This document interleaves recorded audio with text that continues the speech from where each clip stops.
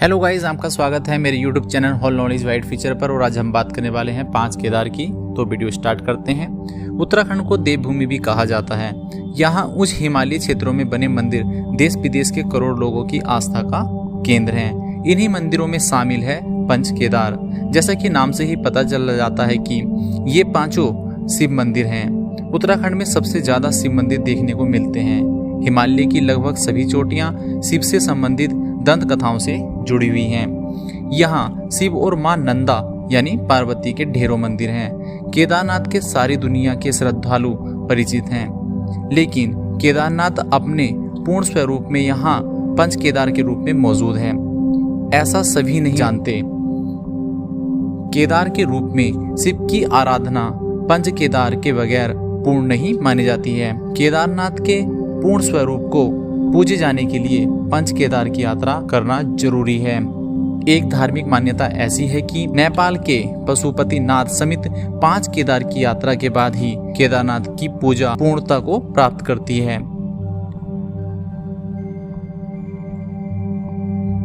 केदारनाथ समेत सभी पंच केदारों तक दुर्गम हिमालयी रास्तों से पैदल होकर जाया जाता है। केदारनाथ में श्रद्धालुओं के रहने और खाने पीने की अच्छी व्यवस्था है, लेकिन अन्य में ऐसा नहीं है। स्थानीय ग्रामीण वासियों व मंदिर के समितियों के सहयोग से ही यहाँ की यात्रा व्यवस्थाएं संभव हो पाती हैं। केदारनाथ के रूप में भगवान शिव की कथा यह है कि महाभारत के युद्ध के बाद ब्राह्मणों अपने गुरु कुल एवं सहयोगित्रीय भाइयों की हत्या के पाप के प्रायश्चित के लिए पांडव शिव की शरण में जाना चाहते थे। ऐसा उन्होंने श्री कृष्ण के आदेश पर किया। 5 पांडवों ने अभिमन्यु के पुत्र परीक्षित को हस्तिनापुर का राजा नियुक्त किया और शिव की तलाश में निकल पड़े। शिव उनके द्वारा किए गए कृत्यों से खफा थे और उन्होंने इतनी जल्दी दोष मुक्ति नहीं देना चाहते थे।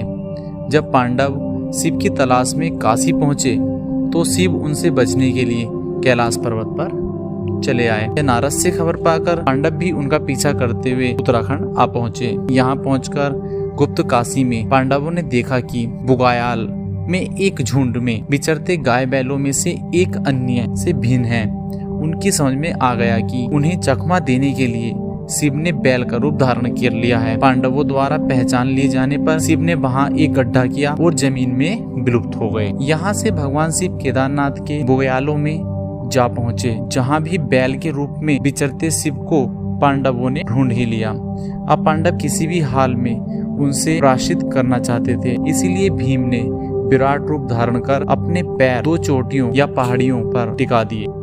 वहां विचरने वाले सभी बैल भीम के पैरों के बीच से आगे निकल गए, लेकिन बैल का रूप धरे महादेव ने ऐसा नहीं किया। अब पांडवों को पूरा यकीन हो गया कि बैल के रूप में शिव ही हैं। यह जानकर भगवान शिव फिर भूमिगत हो गए, लेकिन भीम ने उन्हें पकड़ने की कोशिश की और उनका पृष्ठभाग यहाँ पर एक शिला के रूप में विराजमान हो गया। बैल रूपी शिव के शरीर के हिस्से जिस जिस जगह पर उन्हें धरती से प्रकट हुए उन जगहों को पंच केदार माना गया। ये पंच केदार है केदारनाथ, तुंगनाथ, रुद्रनाथ, मध्येश्वर और कल्पेश्वर के नाम से पहचाने जाते हैं। महादेव के बैल रूप के धड़ का ऊपरी हिस्सा नेपाल की राजधानी काठमांडू में प्रकट हुआ था। यहाँ उनके पशुपतिनाथ स्वरूप की पूजा की जाती है। प्रथम केदारनाथ में भगवान शिव के पृष्ठभाग की, तुंगनाथ में भुजा, रुद्रनाथ में मुंह, मध्येश्वर में नाभि और कल्पेश्वर में जटाओं की पूजा अर्चना की जाती है। यह सभी मंदिर 3500 मीटर से ज्यादा की ऊंचाई पर बसे हुए हैं। पंच केदारों का निर्माण भी पांडवों द्वारा 1000 साल पहले करवाया गया था, ऐसा बताया जाता है। अब हम बात करेंगे केदारनाथ की। गिरिराज हिमालय की केदार नामक चोटी पर अवस्थित है। इसके 12 ज्योतिर्लिंगों में सर्वोच्च केदारनाथ धाम। मान्यताओं के अनुसार ऐसा माना जाता है कि समुद्र तल से 11,746 फीट की ऊंचाई पर केदारेश्वर ज्योतिर्लिंग के प्राचीन मंदिर का निर्माण पांडवों ने करवाया था। पुराणों के अनुसार केदार अर्थात भैंसे का पिछला अंग है।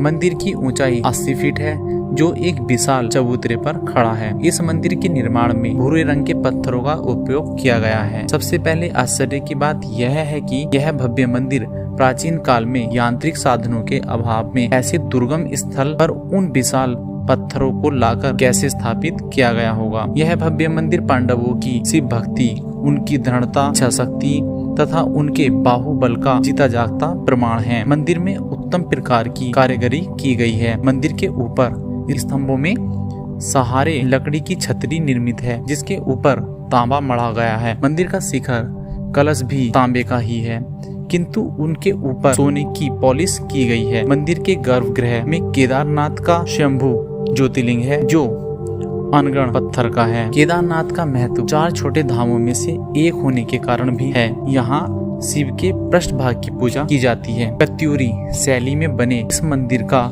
जीर्णोद्धार आदि शंकराचार्य द्वारा करा गया था। 2013 में उत्तराखंड में आई आपदा का केंद्र केदार घाटी में होने के बावजूद इस मंदिर को आंच नहीं आई, आने को भी एक चमत्कार माना जाता है। द्वितीय केदार मध्येश्वर में महादेव के मध्य भाग की पूजा अर्चना की जाती है। मध्येश्वर चौखंबा के शिखर पर हिम से घिरी सुरम्य घाटी में बना हुआ है। पौराणिक मान्यता के अनुसार शिव पार्वती ने यहाँ के नैसर्गिक वातावरण में ही अपनी मधुचंद्र रात्रि बिताई थी। केदारनाथ की तरह ही यहाँ भी दक्षिण भारत के शैव पुजारी पूजा अर्चना संपन्न कराते हैं। चौखंबा शिखर की तलहटी में 3289 मीटर की ऊंचाई स्थित मध्येश्वर मंदिर में भगवान शिव की पूजा नाभि लिंगम के रूप में की जाती है। पौराणिक कथा के अनुसार नैसर्गिक सुंदरता के कारण ही शिव पार्वती ने मधुचंद्र रात्रि यहीं मनाई थी। मान्यता के अनुसार यहाँ का जल इतना पवित्र है कि इसकी कुछ बूंदें ही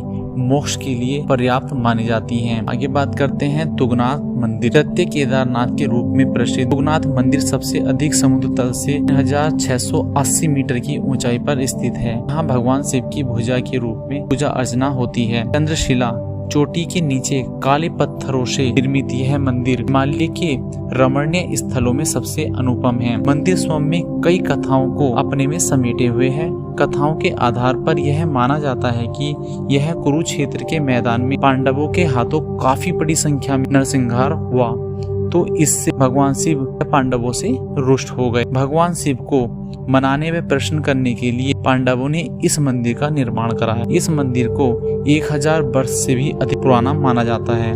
यहाँ भगवान शिव के पंच केदार रूप में से एक की पूजा की जाती है। ग्रेनाइट पत्थरों से निर्मित इस भव्य मंदिर को देखने के लिए प्रत्येक वर्ष बड़ी संख्या में हजारों तीर्थयात्री व पर्यटक यहाँ पर आते हैं। नेक्स्ट आते हैं फोर्थ रुद्रनाथ। समुद्र तल से 2286 मीटर की ऊंचाई पर स्थित है। यहाँ महादेव के मुख की पूजा अर्चना की जाती है। रुद्रनाथ प्राकृतिक चट्टानों से बना प्राचीन मंदिर है। यह हिमालय की पहाड़ियों के बुग्याल और बुरांस के जंगलों से घिरा हुआ रमणीय स्थल है। रुद्रनाथ की यात्रा पंच केदारों में से सबसे बीहड़ और दुरूह मानी जाती है। रुद्रनाथ के लिए एक रास्ता उर्गम घाटी के दमुक गांव से गुजरता है। आगे बात करते हैं कल्पेश्वर मंदिर। यहाँ भगवान शिव की जटा की पूजा की जाती है। कहते हैं कि इस स्थल पर दुर्वासा ऋषि ने कल्प वृक्ष के नीचे घोर तपस्या की थी, तभी से यह स्थान कल्पेश्वर या कल्पनाथ के नाम से प्रसिद्ध हुआ। इसके अतिरिक्त अन्य कथानुसार देवताओं ने असुरों के अत्याचारों से त्रस्त होकर कल्पस्थ में नारायण स्तुति की और भगवान शिव के दर्शन कर अभय का वरदान प्राप्त किया। श्रद्धालु 2134 मीटर की ऊंचाई पर स्थित कल्पेश्वर मंदिर तक 10 किलोमीटर की पैदल दूरी तय कर उनके गर्भगृह में भगवान शिव की जटा जैसी प्रतीत होने वाली चट्टानों पर या चट्टानों तक पहुंचते हैं। गर्भगृह का रास्ता एक प्राकृतिक गुफा से होकर गुजरता है। केदार कल्पेश्वर को कल्पनाथ नाम से भी जाना जाता है। पंच केदारों में बाकी सभी के कपाट शीतकाल में बंद कर भगवान को उनके शीतकालीन प्रवास में स्थापित कर दिया जाता है।